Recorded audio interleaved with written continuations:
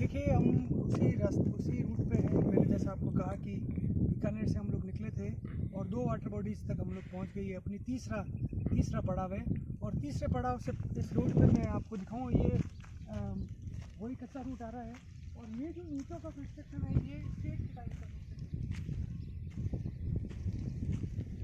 ये जो ईंटें मिलती हैं हम लोगों को, पतली ईंटें, ये आप देख सकते हैं, ये अभी वर्तमान में ऐसी ईंटें नहीं बनती हैं।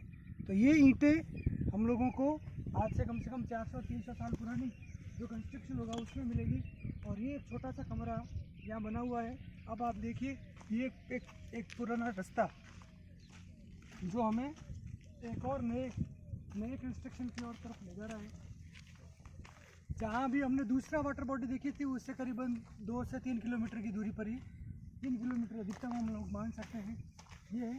और इसके चारों तरफ मैं आपको दिखाऊँ, हमारे साथी आपको दिखाएंगे, इसके चारों तरफ भी कुछ नहीं है। लेकिन एक सड़क ज़रूर जा रही है। वो सड़क आगे हमें कहाँ ले जाती है, हम लोग उसके आगे जाएंगे। चारों तरफ खेजड़ी के पेड़ हैं जो मूल हमारे पाकिस्तानी इलाके की मूल वनस्पति के रूप में हम लोग मानते हैं। इसको कल्पवृक्ष कहते हैं पूरे इलाके की। और जिस पर हम लोग चल रहे हैं, ये बाकायदा एक रास्ता बना हुआ है। ऐसा नहीं है कि हम लोग ऐसे जा रहे हैं, एक रूट है, एक रास्ता बनाया गया है मिट्टी डालकर। और इसके चारों तरफ मिट्टी की आगोश में है ये पूरा कंस्ट्रक्शन। और अब आपको मैं दिखाऊं एक ऐसा अद्भुत नज़ारा जो इसी रूट पे आपको दिखेगा। ये करीब 50 फीट लंबी ये बावड़ी है। बाकी जो पिछली बावड़ी थी उससे एकदम अलग है। इसमें अंदर जाने का रास्ता है, और रास्ता ही नहीं है, आप लोगों के लिए इसमें पानी भी है। ये इसका मुख्य द्वार है और गेट बहुत प्रॉपर बना हुआ है। आप देख सकते हैं, इस पर पहले गेट भी था, इसमें चूड़ियाँ लगी हुई हैं, दुलमीरा पत्थर का बारूद है। ये उस पर पेंटिंग बनी हुई है। उसके सामने वाली ये जो रास्ता नीचे जा रहा है उसमें भी पेंटिंग बनी हुई है। और आप देख सकते हैं कि ये तालाब, ये जो बावड़ी है वो सामान्य बावड़ी नहीं है, बहुत विशाल बावड़ी है, बहुत बड़ी बावड़ी है। और इस तरह के इलाके पर इस तरह की बावड़ी का होना ये हमारे लिए आश्चर्यजनक है। जिस तरह की पेंटिंग अभी हमने पिछले वाटर बॉडी पे देखी थी, पिछले कुंड के पास बने कमरे पे देखी थी, उसी तरह की डिज़ाइन आप देख सकते हैं हम लोगों को यहाँ मिलती है। ये इसका मुख्य द्वार है। मैं जिस पेंटिंग की बात कर रहा हूँ, ये आप देखिए, इसमें भी पेंटिंग बनी हुई है। तो ये किसी मनोयोग से बनाया गया निर्माण है, ऐसे नहीं है किसी ने ऐसे बना दिया हो। और इसमें भी आप देख सकते हैं ऊपर जाने की सीढ़ियाँ हैं। ये इसकी छत है, और छत से भी पानी निकाला जा सकता है। ऐसा नहीं है कि उस गेट के अंदर जाके वो गेट बंद रहता था। और इस रूट पे, इस इलाके पर जो निकलने वाले लोग थे, जब उनको पानी की ज़रूरत होती थी वो इससे निकाल लेते थे।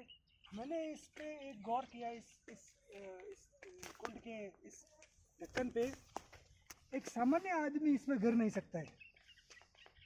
इसकी चौड़ाई, इसकी लंबाई इतनी है, आप देख सकते हैं इसमें पानी एकदम स्पष्ट रूप से दिखाई दे रहा है। इसका मतलब इससे सिर्फ पानी निकाला जा सकता था। ये जो लंबाई चौड़ाई आप देख रहे हैं, मेरे ख्याल से कम 20 फुट से ज़्यादा की चौड़ाई है इसकी, आराम से 20 से ज़्यादा होगी। और ये करीब 50 फीट का गैप है। तो 50 बाई 40 का कंस्ट्रक्शन एक ऐसे रूट पे होना जिस पर आम आदमी आज की तारीख में इतना नहीं जाता है, शायद आज से 200-300 साल पहले जाता रहा होगा। मैंने इस पर गौर किया है काफ़ी। मुझे इस पर किसी प्रकार का कुछ शिल्पी नहीं मिला है जो ये बताता हो कि ये किसने बनवाई है।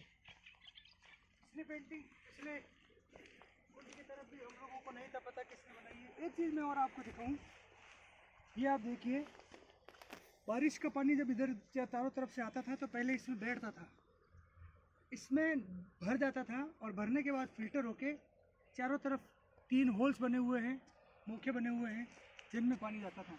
आप देख सकते हैं, तीनों तरफ दूर तक एकदम मिट्टी है चारों तरफ। और उस मिट्टी के बीच के उस पूरे परकोटे के बीच में हम लोगों को एक और कंस्ट्रक्शन मिलता है। इस रूट पे इस 10 किलोमीटर के गैप पर 3 वाटर बॉडी का मिलना, तीनों की स्टाइल अलग है, तीनों की डिज़ाइन अलग है, जो ये बताता है कि ये जो रास्ता था ये आम रास्ता नहीं था, ये एक बहुत महत्वपूर्ण रूट था, एक बहुत इम्पोर्टेंट रूट था जिस पर बहुत से लोग आया जाया करते थे। जैसा मैं आपको बताऊं, बीकानेर की स्थापना को 530 साल हो रहे हैं, 30 साल हो गए हैं। और ऐसा नहीं है कि जब राव बीकाजी बीकानेर आए थे तब उस समय यहाँ कुछ नहीं था। कहते हैं कि उन्होंने यहाँ आने से पहले 48 गाँवों को अपने कब्जे में किया और उसके बाद बीकानेर नगर की स्थापना की। तो गांव कहीं ना कहीं एस्टेब्लिश थे, इन आसपास के इलाकों में लोग रहा करते थे। और वो जो रूट में आप जिस रूट पर भी हम लोग चल रहे हैं, इस रूट पे हम लोगों को तीसरी वाटर बॉडी मिली है। करीब हम 10-12 किलोमीटर आए हैं और इन 10 किलोमीटर में हम लोगों को 3 बड़े जल स्रोत मिल जाते हैं, जो इस बात को इंगित करते हैं, इस बात का पुरजोर समर्थन करते हैं कि ये जो रास्ता, जिस रास्ते पे हम लोग चल रहे हैं, ये आम रास्ता नहीं था, निश्चित रूप से कोई व्यापारिक मार्ग था, निश्चित रूप से एक ऐसा रूट था जिस पर बड़े काफिले चला करते थे, ठहरा करते थे। और उन लोगों के लिए सबसे बड़ी समस्या होती थी पानी को लेकर, पानी कहाँ मिलेगा। तो उनके लिए इस तरह की संरचनाओं का निर्माण किया गया। और ये संरचनाएं आम नहीं है, आप मेरे साथ चलेंगे तो मैं बताऊँगा। ये मुझे एक बेड की तरह लगती है, उसका अच्छा है तो उसका एंट्रेंस गेट है। और ये 50 बाई करीबन 50 बाई 40-30 की एक बड़ी बावड़ी है। और इसकी जो हाइट है ऊपर से नीचे से ऊपर जो मैं मान रहा हूँ, वो करीब 8 से 9 फीट की हाइट है। कहते हैं कि जितनी हाइट इसके ऊपर ले जाती है उससे करीबन 3 गुना गहरी ये बावड़ी होती है। ये इसकी हाइट है और इससे 3 गुना नीचे हम लोग जाएंगे तो कम से कम आप मान के चलिए कि ये 40 फीट 50 फीट की गहरी ये बावड़ी हम लोगों को मिलती है। इसका ढक्कन है। जब इसका गेट बंद हुआ करता था तो आप आने जाने वाला राहगीर जो था वो इससे पानी निकालता था। ये पानी के प्योरीफिकेशन का भी एक पार्ट था। गेट खुला रहेगा तो जानवर मुँह मारेंगे, तो गेट बना दिया गया इसका और यहाँ से पानी निकाला जाता था। दुलमेरा पत्थर का यूज़ हुआ है, आप देख सकते हैं, दुलमेरा पत्थर है और इस पर एक ढक्कन हुआ करता था। ये ढक्कन का एक पार्ट है, इस पर ढक्कन लगा दिया जाता था और उसको खोलकर काम में लिया जाता था। तो कहीं ना कहीं एक बड़ी दूरदर्शी सोच के आधार पर इसका निर्माण किया गया। तो ये हमारे लिए, हम जो बीकानेर के रहवासी हैं, बीकानेर के रहने वाले लोग हैं, या मैं ये मानूँ कि चाहे कोई भी हो, इतिहास का विद्यार्थी हो, चाहे एक सामान्य व्यक्ति हो, उसके लिए ये जो निर्माण है ये सामान्य निर्माण नहीं है। आप जब इसकी चार दीवारी इसके चारों तरफ घूमेंगे तो आपको कुछ नया कंस्ट्रक्शन इस पर मिलेगा।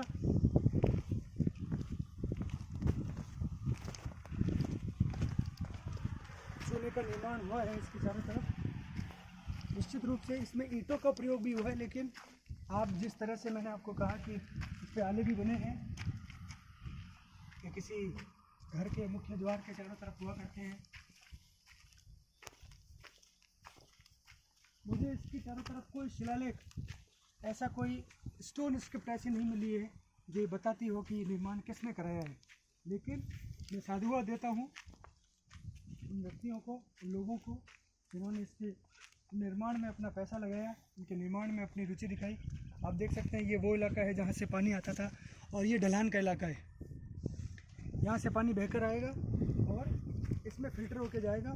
ये आप देख सकते हैं, ये वो जो जगह दिखाई दे रही है, यहाँ पर पानी इकट्ठा होता है। ये पानी के इकट्ठा होने का इलाका है और पानी के बहकर जाने का एक सोर्स, एक सोता भी हम लोगों को इस तरफ मिलता है। जिनके पेड़ हम लोगों को पूरे बेल्ट में जगह जगह मिलेंगे। हो सकता है कुछ खेत का हिस्सा भी हो सकता है, क्योंकि खेतों के बीच में भी हम लोगों को बावड़ियाँ मिलती हैं। ये इसका दूसरा इलाका है। ये पूरब से, ये पश्चिम की ओर मैं खड़ा हूँ। पूरब से उगता हुआ सूरज की जो पहली किरण है वो भी इस पर पड़ती है और जब सूरज डूबता है तब भी इसके माध्यम से इस पर इसकी किरण पड़ती है। ये उसका दूसरा बेल्ट है।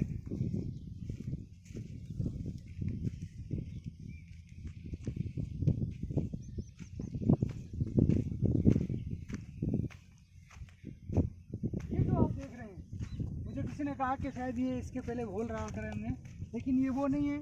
ये मोस्टली जब कंस्ट्रक्शन होता था तो इसमें वो लकड़ी के बले डाल दिए जाते थे जिस पर खड़े होकर कंस्ट्रक्शन किया जाता था। इनको बाद में बंद कर दिया गया। ये वो है।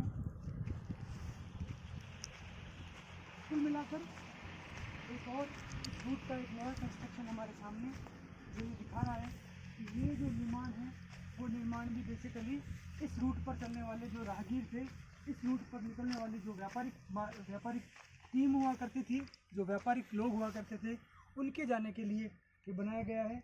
निश्चित रूप से हम लोग प्रयास करेंगे कि इस पर हम लोगों को ऐसा कोई प्रमाण मिले। हम लोग ऐतिहासिक जो हमारे जो ग्रंथ हैं, जो बहियाँ हैं, हमारे जो रिकॉर्ड्स हैं, उनमें इसके निर्माण को लेकर किसने बनाई है, क्योंकि बहुत से आसपास के इलाकों से, गाँव के लोगों से जब हमने बात की तो उन्होंने कहा ये स्टेट के टाइम की बिल्डिंग है, स्टेट के टाइम की बनी हुई है। निश्चित रूप से इसके निर्माण का आप अंदाज़ा लगा सकते हैं। तो आप मेरे साथ बने रहिए, हम लोग और आगे चलेंगे। आप मेरे YouTube चैनल के साथ बने रहेंगे तो आपको मैं इस तरह की बावड़ियों और इस तरह के जल स्रोतों की जानकारी निरंतर देता रहूँगा। धन्यवाद।